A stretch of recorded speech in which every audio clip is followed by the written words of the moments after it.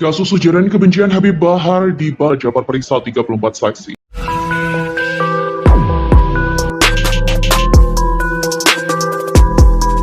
Aparat penegak hukum konsisten untuk berpegang atau berpedoman bahwa sasaran kerja hukum ada 3, yaitu keadilan, kemanfaatan, dan kepastian hukum.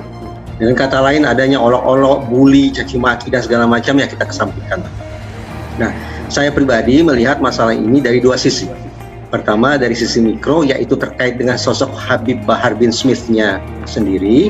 Dan yang kedua adalah dari sisi makro, dari sisi penegakan hukum dan dampak sosial yang bisa kita alami. Terhadap saksi-saksi dan juga saksi ahli, kemudian dilakukan penyitaan dan juga penggeledahan dari rumah milik saudara TS, maka penyidik seperti kita sampaikan kemarin telah melayangkan surat panggilan kepada saudara BS.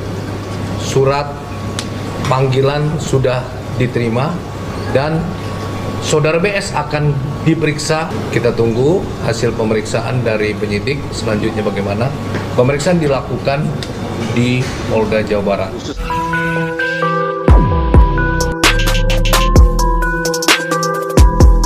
Untuk mengusut kasus dugaan kebencian yang dilakukan terlapor Habib Bahar bin Smith, penyidik telah meminta keterangan dari 34 saksi. Penyidikan dilakukan tim gabungan di Treskrim Sus dan juga di Treskrim Polda Jabar dibantu Bareskrim Polri. Hal itu juga dibenarkan oleh di Treskrim Sus Polda Jabar Kombes Pol Arif Rahman didampingi di Treskrim Polda Jabar Kombes Pol Kayani, bahwa pihaknya telah memeriksa ahli secara maraton dengan tim sebanyak 21 ahli yang sudah diperiksa, terdiri atas ahli agama, pidana, bahasa, ITE, sosiolog, dan juga ahli kedokteran forensik. Kombes Pol Arif Rahman menyatakan selain ahli, penyidik juga memeriksa saksi pelapor dan saksi-saksi lain itu sebanyak 13 orang. Total 34 saksi telah diperiksa dan mengamankan 4 item barang bukti.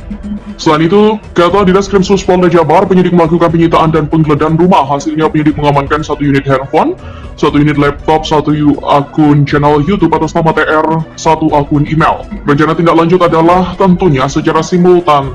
Tim terus bekerja secara simultan untuk melakukan pemeriksaan lainnya relevan dengan pidana yang terjadi.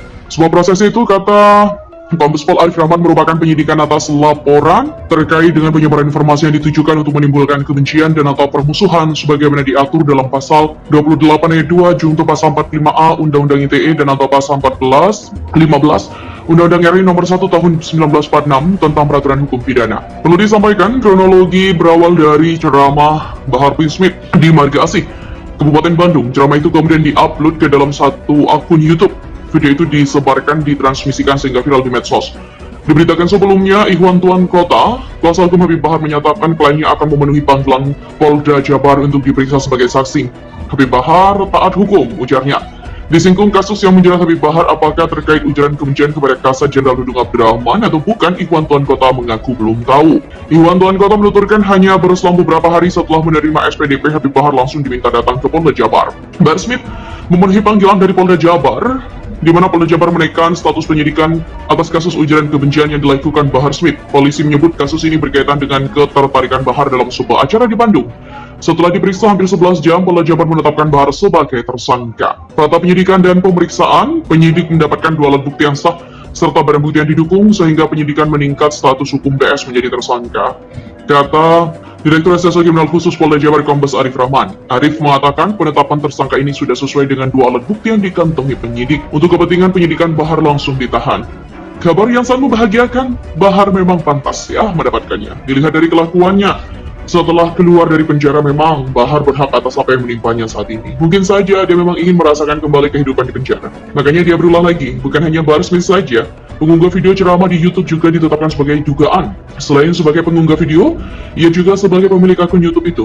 Ia juga diikut menjalani pemeriksaan di Polda Jabar bersama Bahar. Setelah diperiksa, polisi pun memutuskan untuk menahan orang ini. Kasus yang membuat mereka ditahan masih belum dijelaskan detailnya. Tapi itu tidak penting, yang jelas Bahar ditahan. Itu kado yang ditunggu-tunggu rakyat Indonesia yang sudah gerah dengan kegaduhan yang dibuat Bahar. Polda Jabar, ini adalah tindakan yang sudah tepat setelah sebelumnya mendapatkan kritikan keras dari publik saat menyambangi Bahar. Maju terus, rakyat mendukung penuh ketegasan polisi menyingkat habis siapapun yang mencoba merusak kerukunan di negeri ini. Bicara di depan umum, ya harus ada aturan, tidak asal keluar-keluar memprotes, menghina atau menyebarkan kebencian dan memainkan sesaat. Kalau ada yang provokatif dan merongrong NKRI dan kewibawaan negara dengan alasan demokrasi, berarti orang ini sudah layak disikat. Apalagi kalau sampai perlindungan di balik jubah agama, lebih pantas lagi disikat. Kalau memang salah, ya sikat saja. Rakyat pasti tidak akan mengeluh, yang marah dan banyak yang hanya secuil tapi berisinya kayak knalpot rusak.